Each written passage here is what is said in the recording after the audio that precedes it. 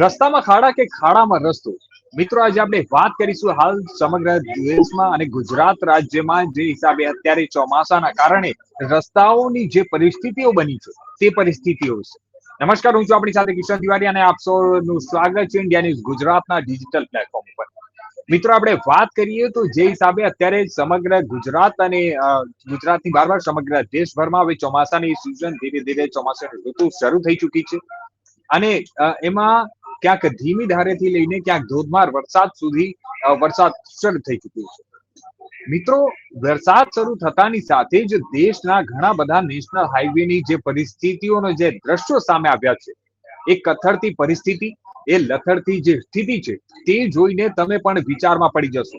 મિત્રો, આપણે વાત કરીએ તો આપણા દેશના જે ટ્રાન્સપોર્ટ મિનિસ્ટર રોડ મંત્રી જે છે નીતિન ગડકરી તરફથી એવું દર વખતે દાવા કરવામાં આવે છે કે આ જે એક્સપ્રેસ વે ને બનાવી રહ્યા છે તે એક્સપ્રેસ વે સૌથી સુવિધાજનક અને સૌથી સારી રીતે એને બનાવવામાં આવી રહ્યું છે.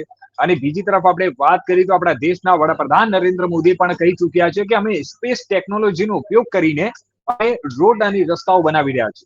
પરંતુ મિત્રો, આજે તમે દ્રશ્યોમાં જોઈ શકો છો કે જે હાલ નેશનલ હાઈવેની જે પરિસ્થિતિઓ છે, મિત્રો, ખાડા એમાં પડી ગયા છે, રસ્તાઓ તૂટી ગયા છે અને રસ્તાઓ ફક્ત એક જ વરસાદના સ્ટાર્ટિંગના વરસાદમાં ધોવાણ થતા આ સમગ્ર રસ્તો ધોવાઈ ગઈ હોય તે પ્રકારની પરિસ્થિતિઓ સર્જાઈ રહી છે. આ જે દ્રશ્યો આપ સૌ જોઈ રહ્યા છો આ વરસાદના કારણે અને સમગ્ર ગુજરાતમાં આપ અનુભવી પણ રહ્યા છો.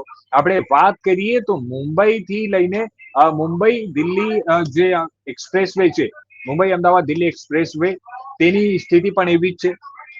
આપણે વાત કરીએ, નીતિન ગડકરીએ આવું સ્ટેટમેન્ટ આપ્યું હતું કે કોઈ પણ ગાડીમાં તમે બેસીને 150 કિલોમીટરની સ્પીડ પર જાઓ અને એમાંથી હું પોતે થર્મસમાંથી ચા કાઢીને ટ્રાયલ લીધેલો હતો અને મારી સાથે કંપનીના મેનેજર અને માલિક પણ હતા અને તે લોકોને મેં ચોખ્ખું જ કીધેલું હતું કે જો એક ટીપુ બી એમાંથી ચા નહીં પડી તો પછી તમારા પૈસા કટ થશે. પરંતુ મિત્રો, આજે મારો એક સવાલ છે, ક્યાં ગયા એ વાત? એ જે વાયદાઓ કરવામાં આવ્યા હતા નીતિન ગડકરી તરફથી, એ જે વાયદાઓ કરવામાં આવ્યા હતા આપણા દેશના વડાપ્રધાન નરેન્દ્ર મોદી તરફથી, જેમને સુશાસનના 12 વર્ષ ગણાવ્યા છે, પરંતુ આ જે દ્રશ્યો છે, શું આ સુશાસન છે? મારો આજે આ સવાલ છે અને આ જે દેશની પરિસ્થિતિ હમણાં હાલમાં જોવા મળી રહી છે તે સમગ્ર પરિસ્થિતિ ઉપર ક્યાંક ને ક્યાંક આમાં જે ગેરરીતિઓ થઈ હોવાની પણ શંકા વ્યક્ત કરવામાં આવી રહી છે. અને ઘણા બધા લોકો આક્ષેપ પણ કરી રહ્યા છે કે આ જે રોડ રસ્તાઓનું જે કામ થઈ રહ્યું છે તેમાં ઘણી બધી જગ્યાઓ પર ભ્રષ્ટાચાર પણ થયું હોય તે પ્રકારનો પણ આક્ષેપ લાગી રહ્યો છે અને લોકમુખે ચર્ચાઈ પણ રહ્યું છે. મિત્રો, લોકો હેરાન પરેશાન થઈ રહ્યા છે.